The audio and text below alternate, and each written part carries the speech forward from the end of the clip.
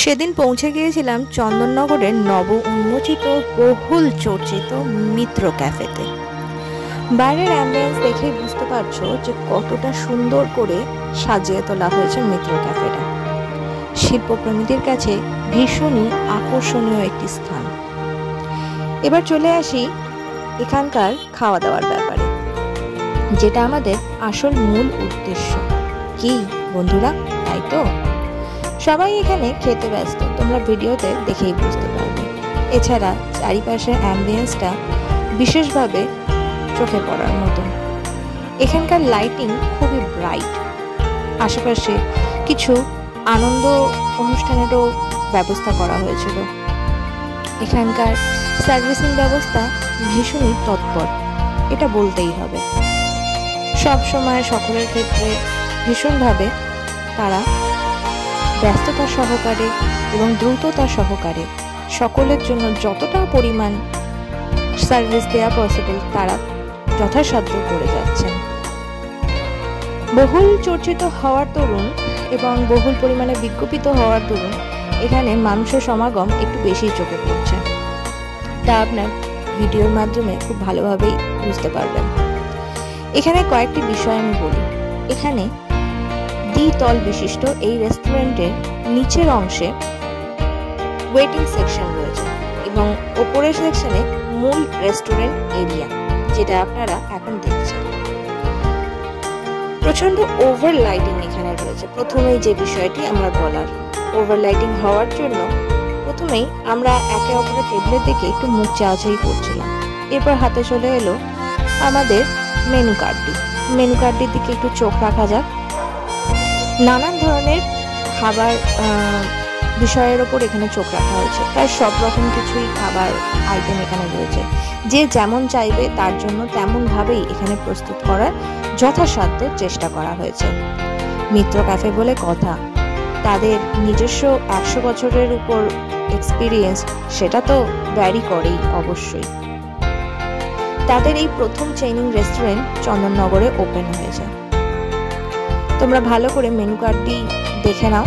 Menu কার্ডে কোথায় কীরকম দামের ভেরিয়েন্স রয়েছে তা তোমাদের চোখেই পড়ে যাবে। তবে একটা কথা আমি বলছি, তা হয়তো তোমাদের কিছু জনের সাথে মিলবে, আবার কিছু জনের সাথে নাও মিলতে পারে। সেটা হচ্ছে খাবার কোয়ালিটির তুলনায় দামটা আমার কিন্তু একটু বেশি লাগলোই বটে। কি বন্ধুরা, যারা ওখানে গিয়ে ঘুরে এসছো তারা আমার সাথে একমত তো?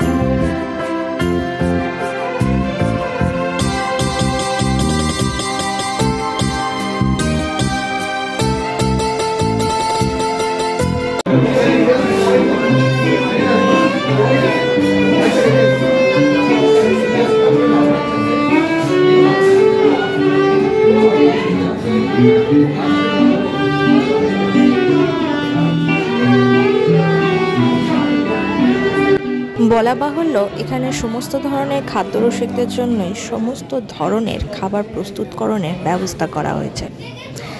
কিন্তু যে বিষয়টার ওপর এখানে সবথেকে বেশি গুরুত্ব প্রদান করা হয়েছে তা হলো বাঙালিয়ানা কালচারের, বাঙালিয়ানা খাদ্যের উপর।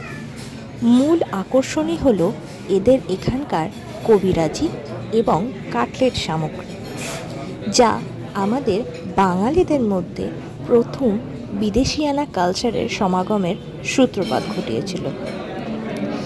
তাই এই বাঙালি আর কিছু বৈদেশিক কালচারের সমন্বয়ে গড়ে তোলা এই সংমিশ্রণ কালচারের যে খাদ্য উপাদান আমাদের সামনে মিত্র ক্যাফে অভিনব পদ্ধতিতে প্রদর্শন করছে বা বলতে পারো আমাদের সামনে প্রস্তুত করছে, তাকে কুর্নিশ জানাই আমি অবশ্যই।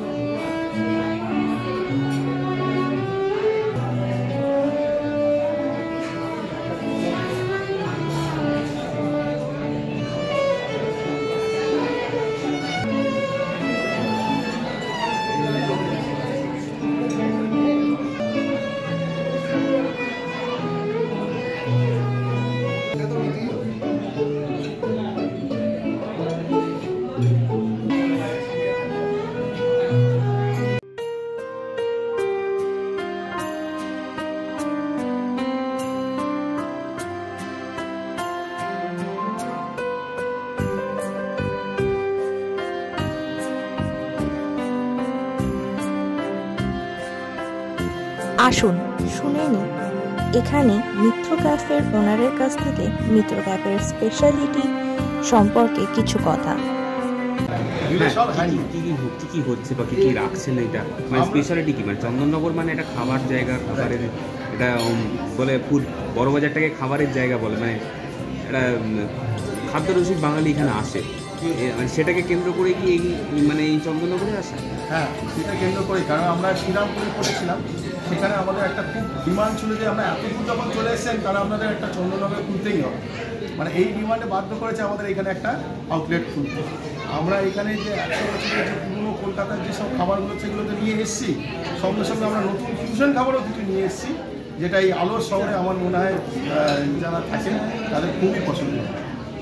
কী কী খাবার রাখছেন বা কীরকম দামের মধ্যে, কি মানে দাম একদম মধ্যবিত্তের মধ্যেই আছে। আমাদের যেমন সব জায়গায় দাম তো প্রাইস সেম, আমাদের এখানে মানে যে কোনো জায়গায় সব রাজ্যেরই দাম প্রাইস একদম সমান।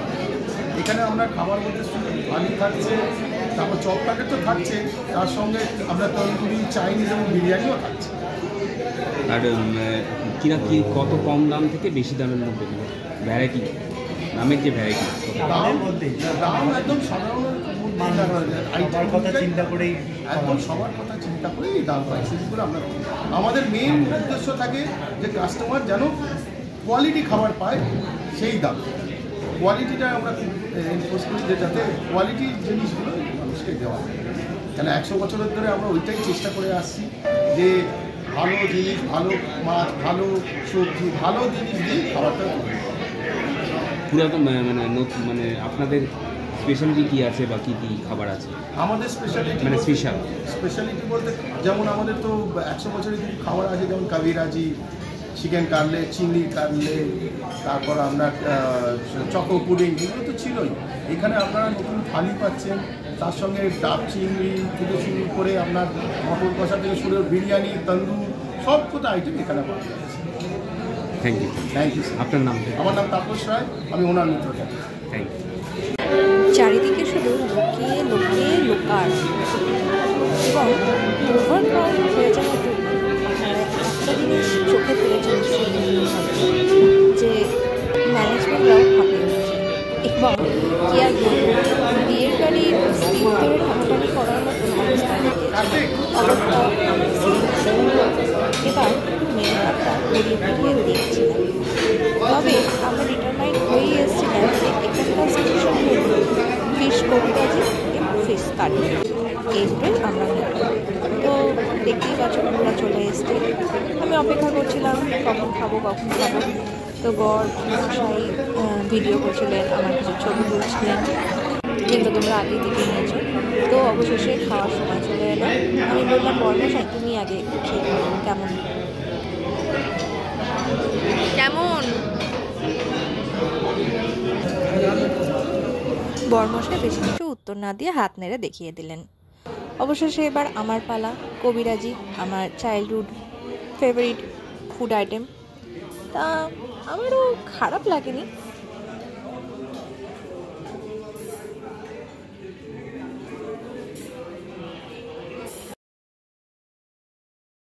তবে আজ আমাদের ভিডিও এই অবধি সমাপ্ত। টাটা।